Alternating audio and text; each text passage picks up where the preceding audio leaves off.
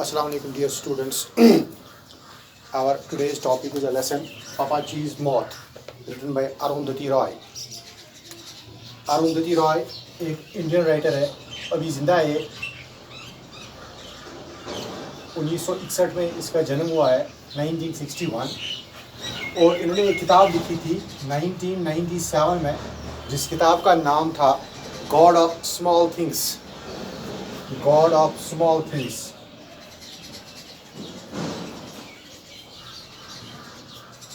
God of small things इनने किताब लिखी है 1997 में। इस किताब को बुकर प्राइज़ अवार्ड भी मिला है। उसी से हमारा इसी गॉड ऑफ स्मॉल थिंग्स से हमारा ये लेसन लिया गया है। असल में अरुंधति रॉय इसमें बताना चाहती है कि कैसे छोटी छोटी जो चीज़ें होती है एक आदमी के कैरेक्टर को बनाने में या बिगाड़ने में कैसे उनका एक अहम रोल होता है, जो छोटी छोटी चीज़ें होती है। इसीलिए इसने इसका नाम रखा है गॉड ऑफ स्मॉल थिंग्स। तो हमें यहाँ पे जो हमारे लेसन का नाम है पापाचीज़ मॉथ। पापाची असल में एक रिटायर्ड एंटोमोलॉजिस्ट डायरेक्टर होता है उस एंटोमोलॉजी डिपार्टमेंट का, जिसका नाम होता है Shri Benan John AP. Shri Benan John AP, इसी को पापाजी कहा जाता है। यानी पापाजी मतलब ग्रैंडफादर। पापाजी का मतलब होता है ग्रैंडफादर।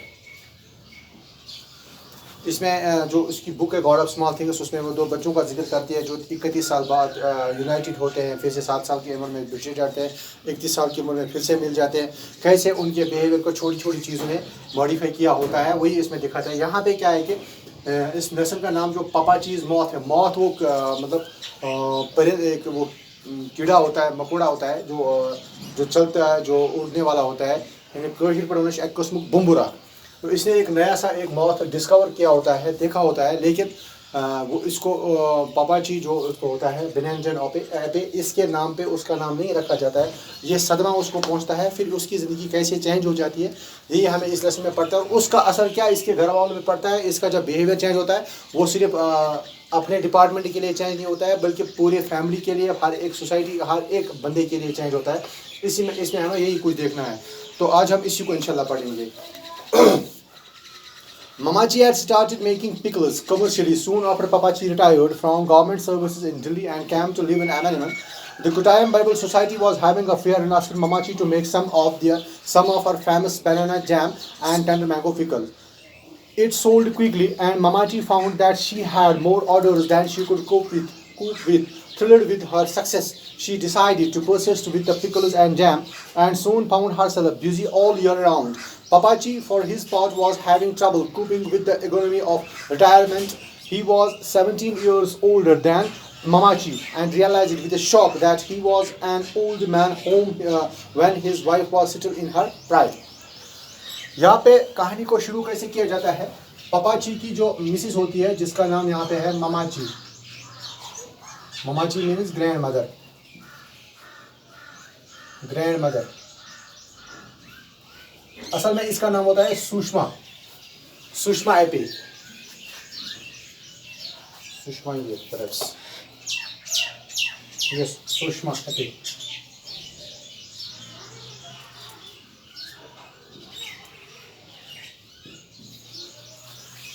पापा जी जब रिटायर होते हैं गवर्नमेंट सर्विस से, एज डायरेक्टर होते हैं, मतलब डायरेक्टर की रैंक तक पहुंच जाते हैं, रिटायरमेंट तक।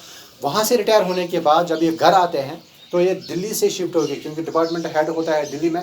वहाँ से शिफ्ट होकर ये आते हैं रहने के लिए आयमनिमन। आयमनिमन ये मलयालम वर्ड है, आयमनिमन।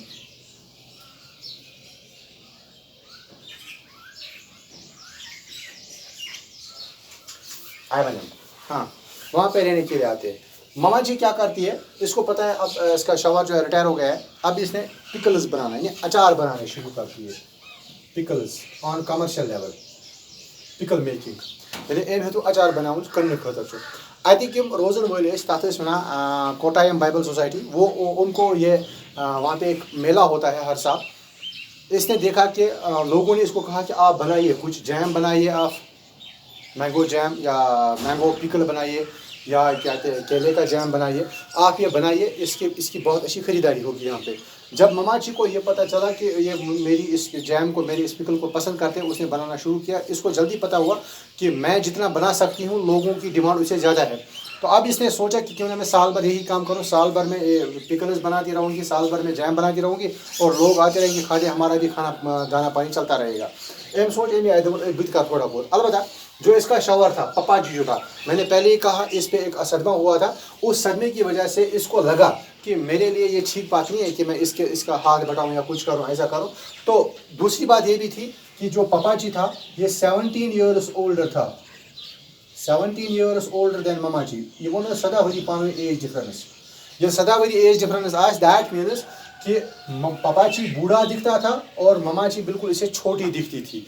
अब इसको ये परेशानी लाहक रहती थी हर बार कि मैं रिटायर हो चुका, मेरी बीवी मुझे छोटी है, बहुत खूबसूरत है, अभी मैं बूढ़ा हो चुका हूँ, कोई कुछ गड़बड़ ना हो जाए। ये अब ऐसे ही काम चलता है। Though Mamaji had conical corneas and was already practically blind, Papaji would not help her with the pickle making because he did not consider pickle making a suitable job for a high-ranking ex-government official. He had always been a jealous man, so he greatly resented the attention his wife was suddenly getting.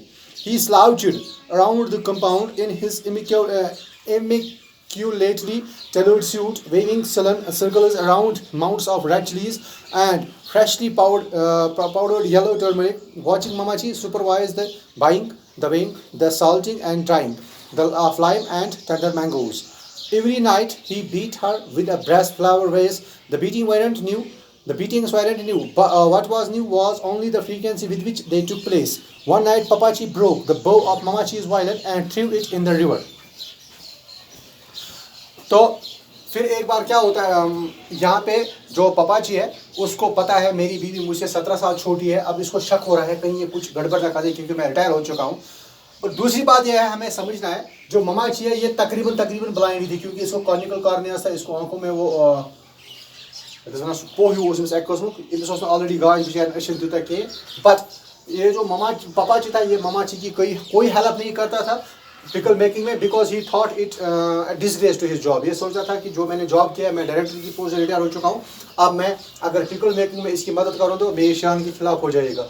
और दूसरी बात है अब इसने क्या किया, इसको शक था जहन में, ये बहुत अजीब किस्म का आदमी था, ये हर एक बात को नेगेटिवली लेता था। इसको बहुत जेलस होती थी अंदर से कि मेरी बीवी जो है इसको इसकी तरफ लोगों का अटेंशन ज़्यादा है क्योंकि पिकल मेकिंग में बहुत मशहूर हो गए, लोग इसके पास आते रहते हैं। ये क्या करता, ये अपना वो सूट पहन के बिल्कुल फुल ड्रेसेड डायरेक्टर की तरह वो क्या बोलते हैं इसको मेकअप शेकअप करके अपनी बालकनी में चलता था ऊपर से और देखता था कि कैसे इसकी बीवी जो है जिसको कॉर्निकल कॉर्नियल जो ऑलरेडी थोड़ी सी ब्लाइंड है वो कैसे वो लेमन लेते हैं, यानी लेम कित पे या सह कित जैसे अम हेवान मूल तोलन मेन सो वगैरह तथ सो नून त्राउन बाकी चीज़, ये इसको देखता रहता था और हर शाम इसको पिटाई करता था, हर शाम अपनी बीवी को पीटता रहता था। ये किससे, एक फ्लावर वैसे इसको पीटता था, ये हर शाम इसको पीटता था ये। अब मामा जी को आदत पड़ गई थी इस पिटाई की। अब पिटाई नहीं थी, लेकिन नया क्या होता था कि कितनी तेजी से कितनी ज्यादती से मारा जाए। हर रोज पीटना तो था इसको, पिटना तो था ही इसको। अब ये मसला था कि कितनी जोर से पिटाई होगी हर रोज। अमिस दो बिचार पोजर ना दो सिर्फ मसला कि कोई तेज पेन आज कोई ज्यादा पेन आज पोजर। अब ये चुप करके रहती थी और एक दिन इसको गुस्सा भी आ गया पापा जी को, जिस ममा जी अमिस वायलन पन ये वायन सो सारन कस्म सो तथ सो तथ सो गोल सो सुनस फटरे सुन दरिया यूत शरारत खसान। Then Checo came home from a summer vacation from Oxford. For a summer vacation from Oxford, he had grown to be a big man and was in those days strong from rowing for Bolero. A week after he arrived, he found Papachi beating Mamachi in the study. Checo strode into the room, caught Papachi's waist hand and twisted it around his neck. I never want this to happen again, he told his father ever. हर रोज इस बिचारी की पिटाई होती थी। अब एक दिन क्या है, इसका एक बेटा आता है घर जिसका नाम होता है चेको। चेको घर आता है, हफ्ते के बाद चेको को पता चलता, अब ये चूंकि बड़ा ग्रोन अप आदमी था, पीएचडी स्कॉलर था, अब ये वहाँ से छुट्टियों के लिए घर आया था ऑक्सफोर्ड से। अब इसने जब देखा कि इसकी माँ की पिटाई हो रही है हर रात, तो इसने एक दिन हफ्ते के बाद ये कमरे में घुस गया। इसने पपाची का हाथ पकड़ा, ऐसे इसको मोड़ा सर के पीछे से और कहा, आइंदा मैं नहीं देखना चाहता हूँ कि आप मेरी माँ को ऐसे पीटो, आइंदा से कभी ऐसा नहीं होना चाहिए। इसने बाप को धमकी दी कि आइंदा ऐसा नहीं होना चाहिए कि आप मेरी माँ को पीटो। For the rest of the day, Papachi sat in the veranda and stared stonily out at the ornamental garden, ignoring the plates of food that Kachu Maria brought him. Late at night, he went in his study and brought out his favorite mahogany rocking chair. He put it down in the middle of the study, in the middle of the driveway, and smashed it into little bits with a plumber's monkey wrench. He left it there in the moonlight, a heap of varnished wicker and splintered wood. He never touched Mamachi again, but he never spoke to her either, as long as he lived. When he needed anything, he used Kachu Maria or Baby Kachuma as intermediaries.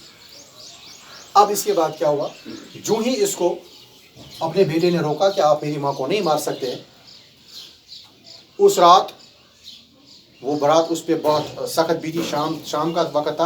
वो देखता रहा अपने उस ornamental garden पे जो उसने बाग छोटा सा बनाया था आगे, उसको देखता रहा। इसके बाद जब थोड़ा लेट नाइट हो गया, जब चांद निकला, चांद की रोशनी थी, ये उठा पपाची। अब देखिए गुस्सा इसने कैसे उतारा। ये उठा और निकला अपने कमरे से, और इसने अपनी एक पुरानी कुर्सी थी उसके घर में, एक बहुत शानदार कुर्सी थी, महागनी चेयर उसको कहा गया है। उसने उसको उठाया, उस चेयर को उठाया और लाया बीच रास्ते में, यानी यूज घरस फुटपाथ पे नेबरिकन सानस तातत वातनावन सो कुर्सी।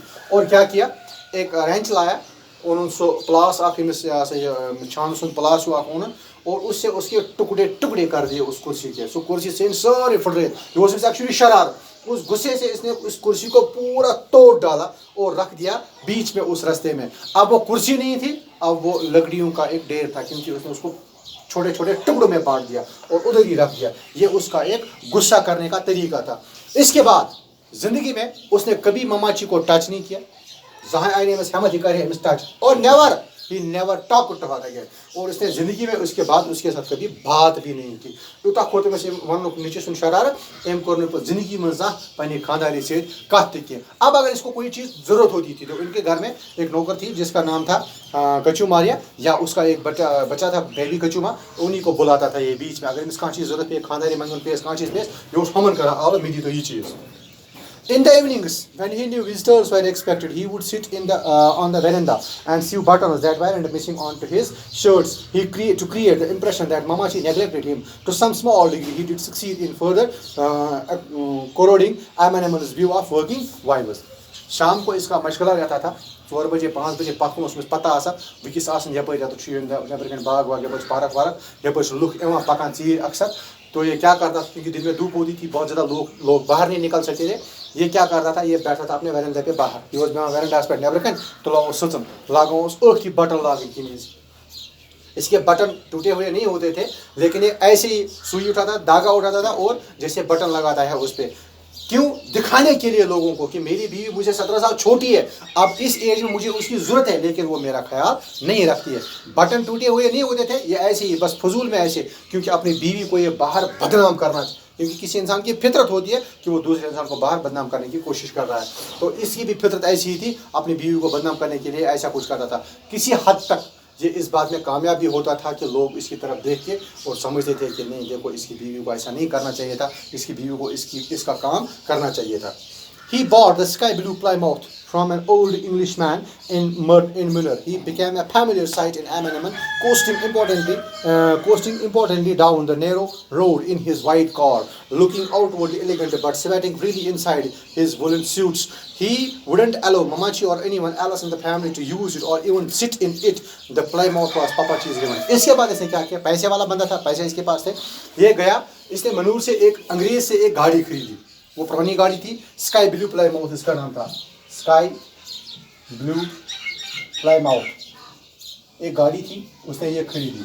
अब ये गाड़ी वहाँ पे लोगों के ध्यान का एक खास जरिया बन गई, क्योंकि लोग इसी तरफ अक्सर देखा करते थे। रोड तंग था, इसकी गाड़ी चौड़ी थी उससे थोड़ी बहुत, ये उसी रोड पे उसको ले जाता था हर दिन हर शाम। और वुलन कपड़े पहन के जाता था, बाहर से बहुत एलिगेंट दिखता था, मगर अंदर से इसको पसीना ही पसीना छूटता था। लेकिन यो नबर किन तम पलो लागान, अंदर में हाल पान से पता मे कोता अर्क छमुत बह कोता अंदर के परेशान वो पलो कोन, मगर नबर किन लूगन हावन खुद तम पलो लागान तिक साइकिक गुम थोड़ा बहुत प्रेशर तम दिमाग पर अमे कस्मुक यो तथ गाड़ी में पाने कुन जुन पकान। और मामाची को या किसी दूसरे को इस गाड़ी को टच नहीं करने देता था, ना उनको उसमें चढ़ने देता था।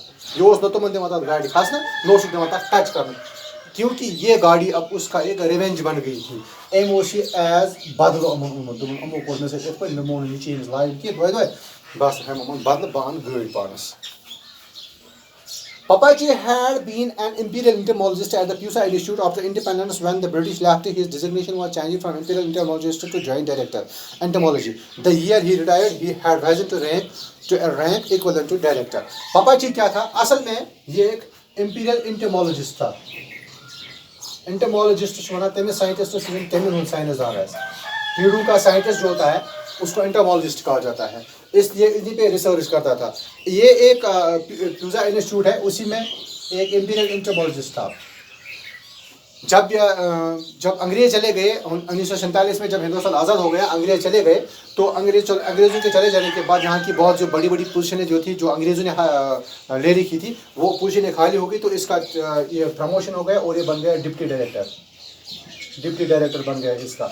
जिस दिन ये रिटायर हो गया उस दिन ये तकरीबन डायरेक्टर के रैंक तक पहुँच चुका था। अब हमें बात समझ आ गई कि अब हमें इसको आगे पढ़ना है कि इसके बाद क्या होता है। That will be discussed in next class इंशाल्लाह।